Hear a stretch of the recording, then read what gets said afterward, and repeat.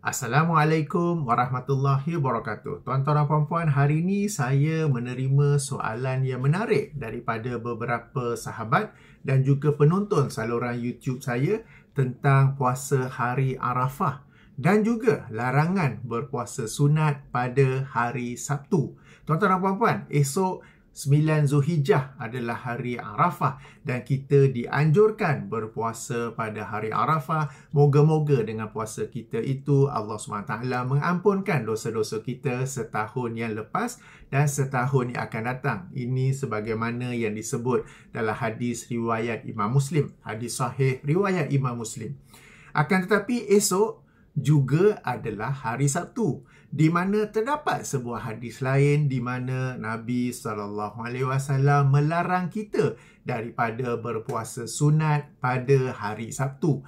Jadi macam mana ni? Ada satu hadis menganjurkan puasa, yakni puasa hari Arafah, dan ada juga hadis yang melarang puasa sunat pada hari Sabtu. Sekarang ni apabila hari Arafah jatuh pada hari Sabtu, nak puasa ke tidak?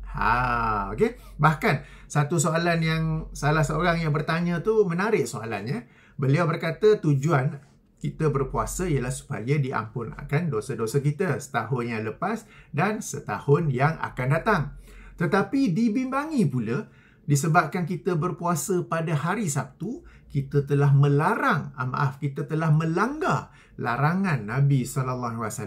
Silap-silap dapat dosa pula. Kita ni nak mendapatkan keampunan, tapi disebabkan kita melanggar larangan Nabi SAW untuk tidak berpuasa sunat pada hari Sabtu, kita dapat dosa pula. Jadi macam mana ni?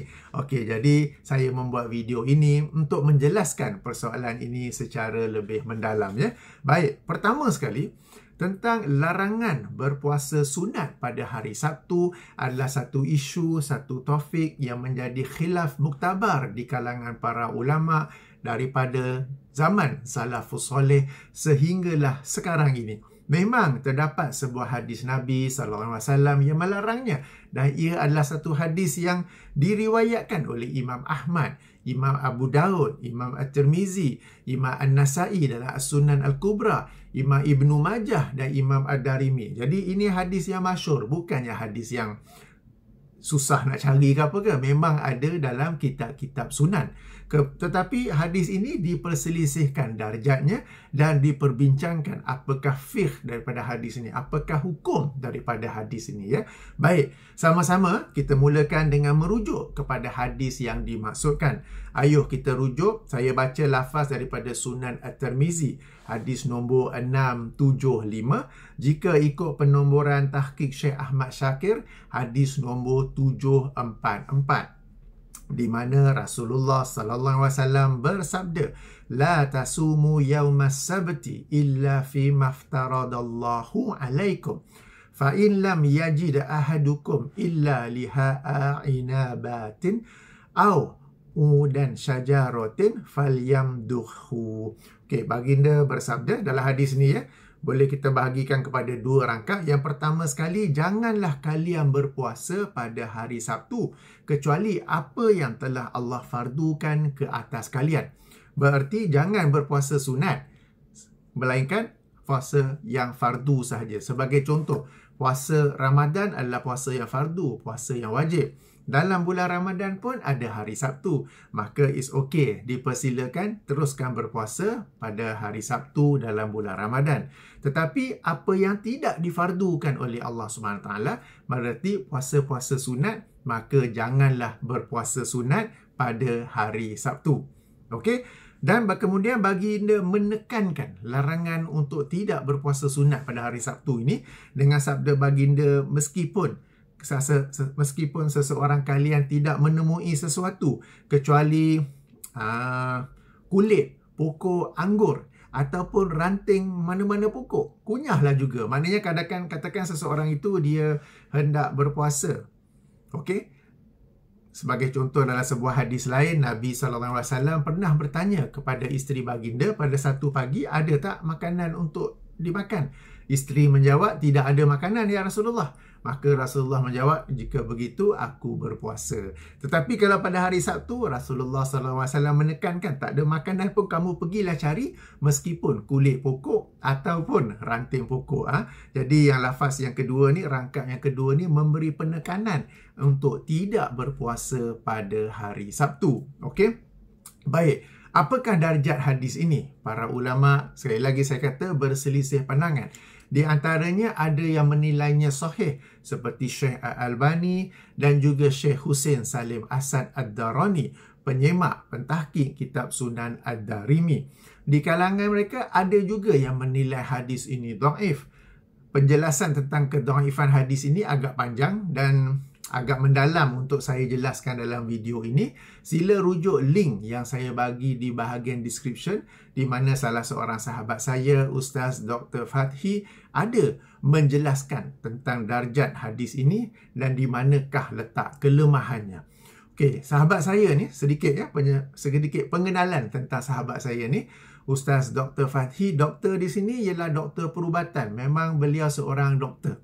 Apabila beliau pergi ke Mesir untuk belajar ilmu medicine, ilmu perubatan, beliau manfaatkan masa yang ada di sana untuk mendalami bahasa Arab dan juga mendalami ilmu hadis. Ini yang kita sebut sebagai time management yang bagus. Sebab kita tahu belajar ilmu perubatan apa semua tu memang sangat sibuk, tetapi di celah-celah itu beliau dapat manfaatkan untuk belajar bahasa Arab dan juga belajar ilmu hadis. Bukan calang-calang punya ilmu hadis, tetapi ilmu hadis yang mendalam. Jadi beliau telah menghimpun, beliau ada menulis isu-isu dalam ilmu hadis ini dan beliau telah menghimpunnya dalam blognya itu. Jadi jemput baca, baik dalam isu darjat hadis, larangan puasa sunat pada hari Sabtu, mahupun dalam mana-mana topik yang lain, jemputlah membaca dan menyemaknya ya. Okey, jadi terdapat khilaf ya. Antara lain, sebagai contoh, Syekh Shu'aib Al-Arnaud dan rakan-rakannya ketika menyemak hadis terbabit dalam semakan mereka ke atas Musnad Ahmad, mengambil sehingga 4 muka surat untuk menjelaskan tentang hadis ini ya. Sila rujuk Musnad Ahmad yang disemak oleh beliau dan juga rakan-rakannya, hadis nombor 17686 atau jilid 29, muka surat 230 sehinggalah ke muka surat 234. Penjelasan panjang lebar tentang darjat hadis ini. Okey, baik. Itu darjat hadis. Sekarang kita masuk kepada fiqh hadis ataupun hukum daripada hadis ini ya. Baik, seperti mana yang saya jelaskan, berlaku khilaf tentang darjat hadis. Ada yang berpandangan ia adalah dhaif. Jadi sesiapa yang mengkaji dalam hal ini dan cenderung kepada pandangan bahawa darjat hadis ini adalah dhaif, hukum dia tak payahlah, sebab hukum tidak boleh dibina di atas hadis yang dhaif. Maka larangan yang dimaksudkan oleh hadis itu boleh diabaikan kerana ia adalah hadis yang dhaif. Pun begitu, mungkin ada yang berpegang dengan darjat, berpegang dengan pendapat yang mengatakan bahawa hadis ini adalah sahih. Ataupun kita kata, okeylah, benefit of the doubt, katakanlah hadis ini adalah sahih. Maka apakah pula penjelasan para ulama tentang fiqh ataupun hukum yang dibawa oleh hadis ini? Baik, untuk menjelaskan hukumnya, saya memilih penjelasan daripada imam hadis yang meriwayatkan sendiri hadis tersebut.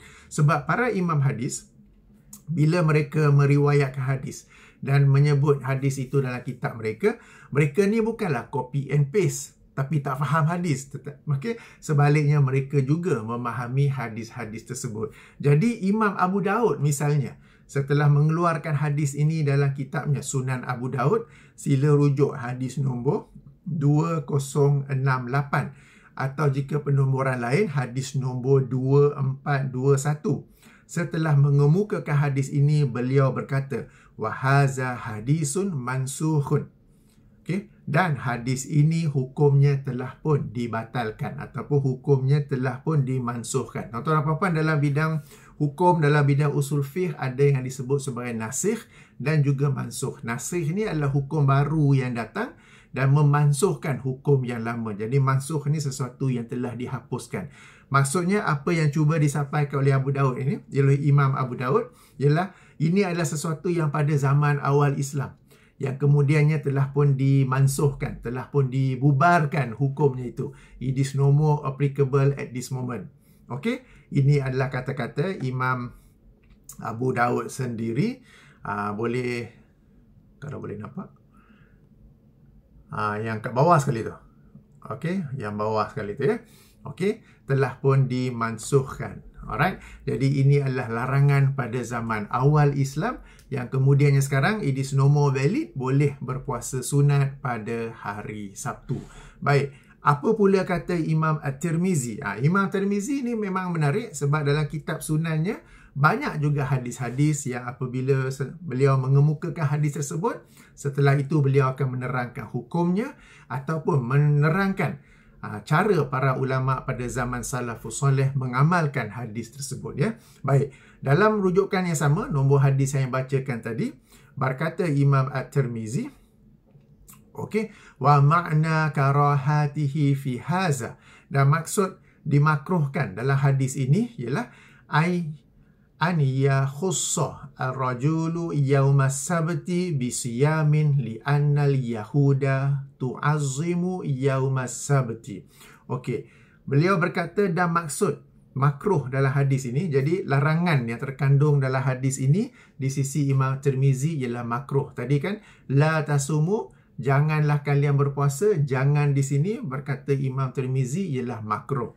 Di sini satu catatan tambahan, makruh di sisi generasi salafus soleh ada dua makna. Satu, makruh yang sebagaimana kita faham, kalau kita buat tak berdosa, tapi kalau kita tinggalkan dapat pahala.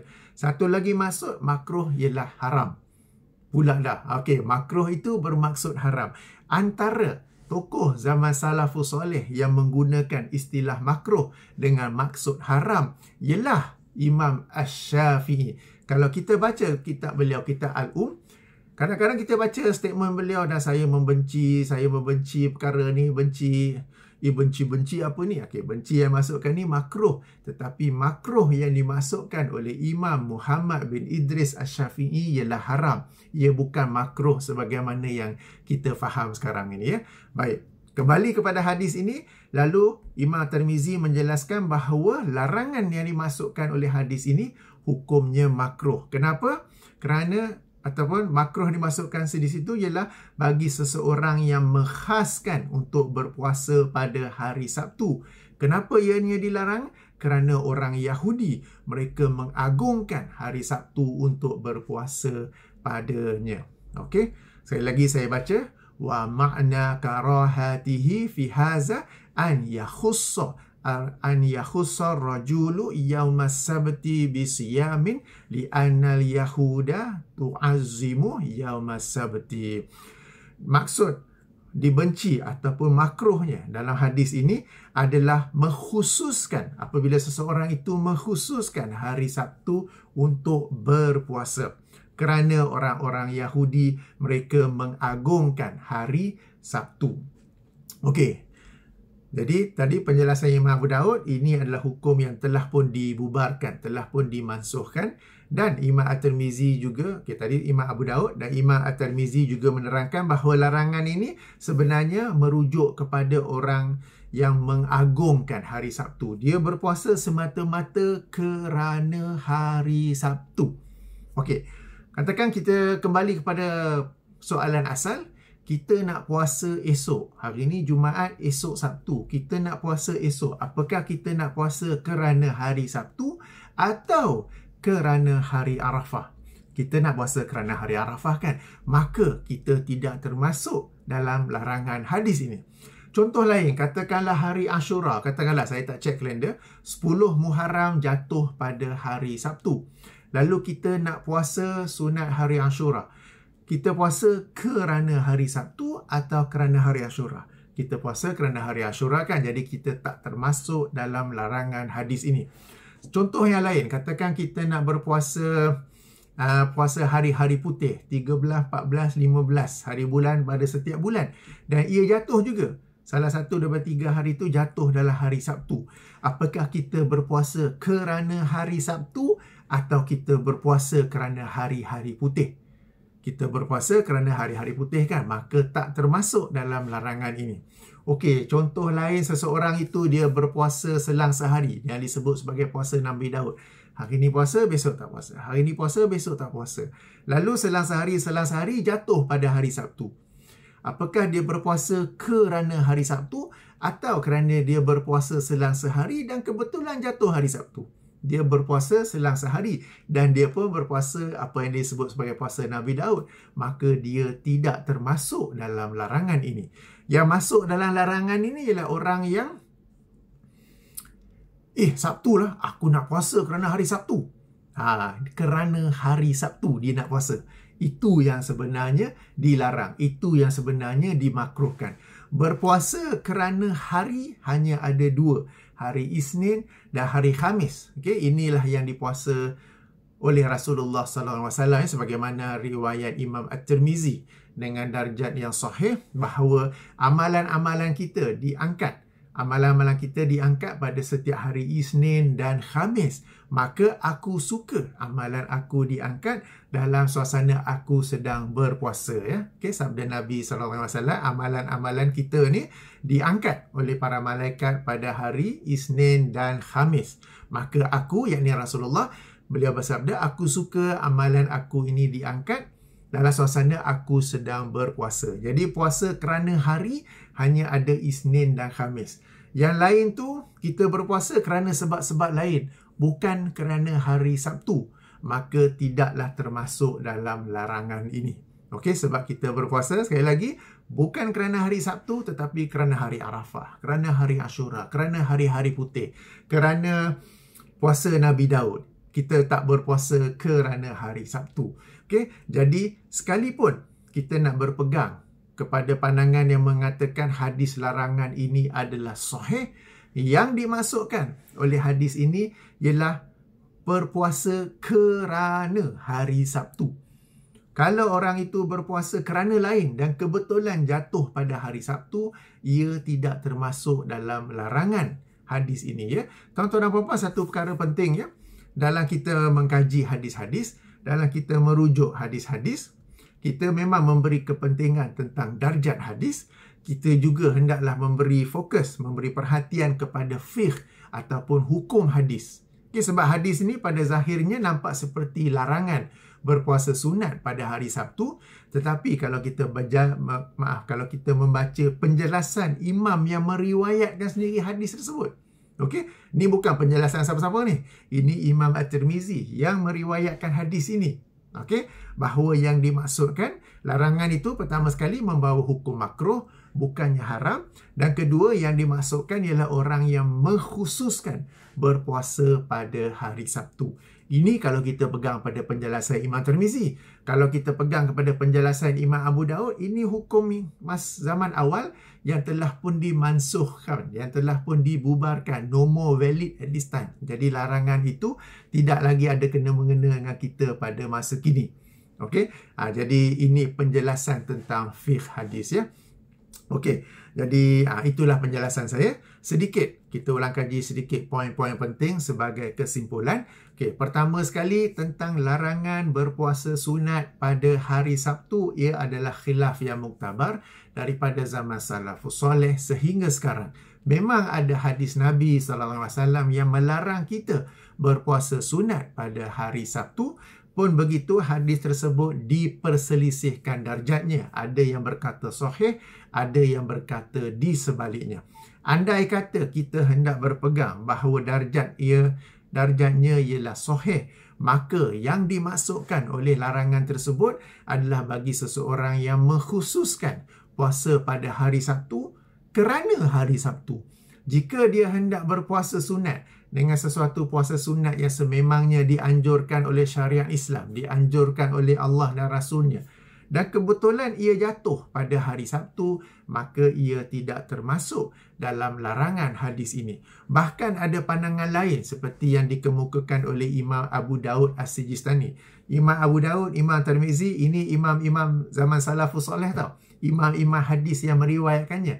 Salah satu pandangan lain daripada Imam Abu Daud bahawa hukum fiqh bagi hadis ini telah pun dimansuhkan. Ini pada zaman awal Islam, tidak lagi pada zaman terkemudian. Jadi tuan-tuan dan puan-puan, kepada yang berpegang kepada larangan hadis ini adalah sahih, maka boleh saja berpuasa pada hari Arafah jika ia jatuh pada hari Sabtu. Kerana kita berpuasa bukan kerana hari Sabtu, tetapi kerana hari Arafah. Adapun yang berpegang bahawa hadis ini adalah dhaif, maka tak perlu pay attention tentang fiqh hadis, kerana dalil ataupun sumber hukum dalam Islam tidak dibina, tidak didasarkan ke atas hadis yang dhaif. Baik, moga-moga dapat menjawab persoalan ini. Subhanakallahumma wa bihamdika asyhadu an la ilaha illa anta astaghfiruka wa atubu ilaika. Assalamualaikum warahmatullahi wabarakatuh.